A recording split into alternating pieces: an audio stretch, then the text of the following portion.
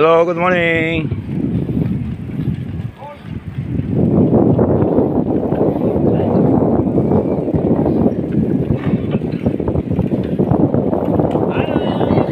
O yan, ingat na lang sa mga landmine, no?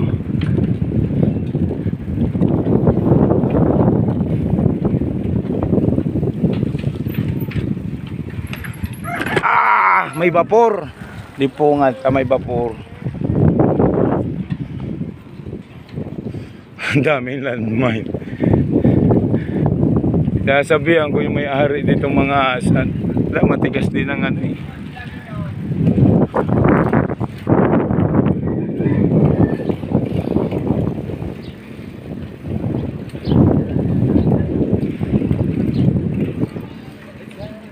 Good morning, good morning. Ayan, mga aso pa to. Lalo dun sa pinakadulo. Dami ka ng aso. Oo.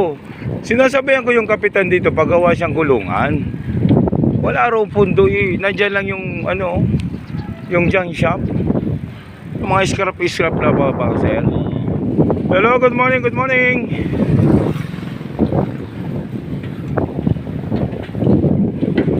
Oh, yan, aso pa yun, no? Wala, matitigas talaga ang ulo dito sa ano. Yung puro aso, oh. Hello, Doc Manny, Stefan, I'm from City Bet. Paki-assist naman. Sana masampulan tong mga asong to. Wala, oh, halos talaga gumagala sila, oh.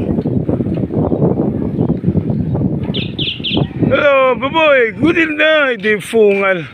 Talaga. Lalo sa pinakadulo, ang daming tayo doon. Grabe naman. Hello, good morning. Nauran.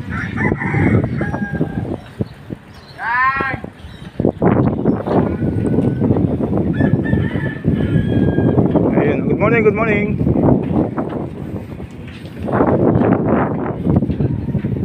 Oh, talagang nasa gitna. Hey, tabi. Morning.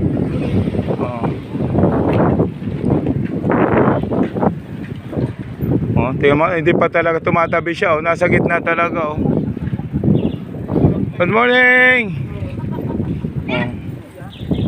Grabe, oh, ingat na lang. Nasa gitna pati, oh. Lalo na dun sa dulo. Ayun, dito sa kaan.